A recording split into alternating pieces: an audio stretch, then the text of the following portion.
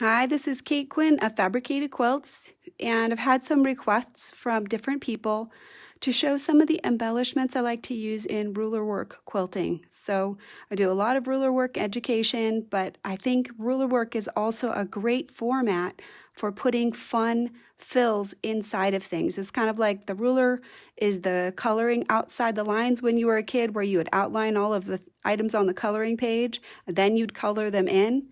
And free motion can be that coloring in. So we have right here these intersecting circles, and they have a fairly good space right in between each like that. Hi, Miss Carol. So Susan Tapp had asked me to do this design, so I thought I would try to start a short segment on Fridays with a little free motion inspiration. So if you can see, I'm going to outline what I've already done. So I've done this circle, and it overlaps and curves back to the bottom, and then you'll travel, and then you'll go this way. So notice that these are opposite right here. So this kind of creates its own little circle right there. So you'll come in, make sure you tuck this curve in. So it's not just to there, you want to tuck it in a little bit inside of this. And then you're just going to curve gently back here, and the travel line on this side is the bottom. So essentially two of these will create a little kissing curvature right there, and then these two will be opposite. So if you can see this one on this side, so on this side I'm going to go like this. I'm going to curve in, tuck it in, and then gently curve back to here and travel. And then I want to look right here to know which direction. So if this one is this way, then this one should go this way. And the thing is, right here in the middle, this is what you're aiming for. You're aiming for your circle to fit in the middle and then curve back out. And don't make this one too tall, kind of flatten this one a little bit so that you can get right back here, and then you'll travel. So that's the path, and I'm going to try to see if I can do it with all this camera gear in my way so that I can show you. So you've got to make this a little bit tight. So try to start sewing a little bit quickly right away. It'll be hard to make the curve if you don't. Once I get right to the point at the bottom, I'm right there inside of the foot. So I'm going to look in the foot, and I'm going to slowly sew along the outer edge of that circle. I don't want to go off of that line because the circle is the definition. So let me turn it just a little so you can see as I aim for that center of the circle right there. So right here in the middle, I'm going to try to follow this curve a little bit right out of the gate. Put that little circle in there, tuck it in, and then gently curve back to the top. So we'll do one more set. So I want to try to look inside there and make sure that I can see what I'm doing. So I'm on this line. Now this one curves this way, so this arc is going to curve on the far side, not on the inside. So the circle will form by going this side. Tuck it in and curve back down to the bottom.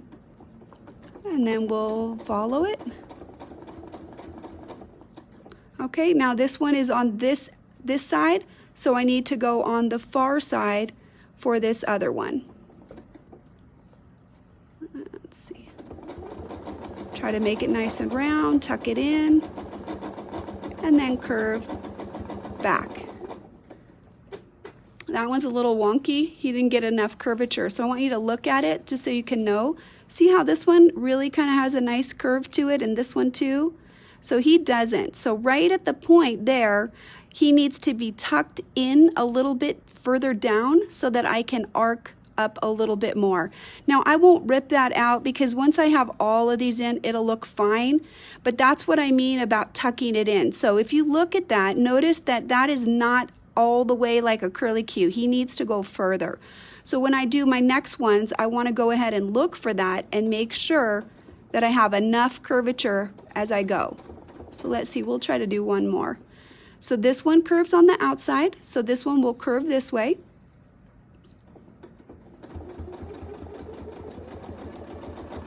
Tuck it in, and then it's easier when you come back out. Once you're traveling on the existing line, I have a tip. make sure that you keep the needle moving. If you choose not to do that, the needle kind of prevents the fabric from moving. It resists you. So I think it is better to have a little bit of speed, tuck it in, and then you can curve back out. And that's gonna look, I think, a lot better than this little wonky one. But once they're all in, it'll be fine. So let's see, I'll go ahead and, this is not a large distance. I think I'll just go ahead and finish it and then we'll flip it over so you guys can see how it looks. Tuck it in and curve back out. Slow down as you're traveling just so you have more control. Tuck it in really good so you can arc back out.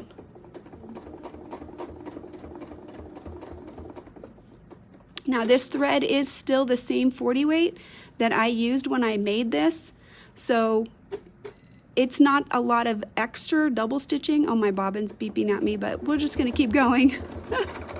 Oh, I can't. Can you hear it? I think it's out. It has no tension. Okay, we're done. Let's cut it. Bonjour, Marie. Ça va bien?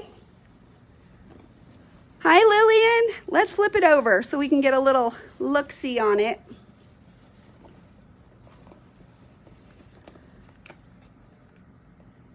Hi, Miss Margaret. Hi, Barb. All right, so there's our cute little design that we made. Doesn't that look awesome? You can see my bobbin had a wonky do. So we'll have to basically tie it off essentially right there. And this is where you want to be going slower so that you can try to stay on that line. Because you can see here, you're gonna get that double stitching right there on the alternating ones, which I think is fine. It's gonna have a pattern, so your eye's gonna follow it. But if you can try to go slowly here so that you can really get on that line, that'll help make sure that the design stays nice and clean. And there you can see the wonky guy. That's the one that's not tucked in, right? So make sure you curl that in a little bit more. Tuck that baby bear in, and then you can arc out, okay? All right, so that's it. It wasn't long, it was a quickie. So I'm looking to do maybe like just one design every Friday that kind of is inspired from our Facebook Live that we're doing on Sunday so that it'll show a fill. Sometimes I don't have time to do those on Sunday because we kind of have the ruler content that we're showing. So I decided that I would just pull those out, and then if people were comfortable with free motion, they can join for that on Friday if they want to, or just view it later. All right, everybody, have a wonderful day. I hope I will see you on Sunday, and have a good week. Oh, here's a little bit more. I added this also from our Sunday. I put this in. I thought it looked cool. I don't know what I'm going to do with it, but I'll probably end up filling in some of these somehow. All right, that's it, guys. Have a wonderful day.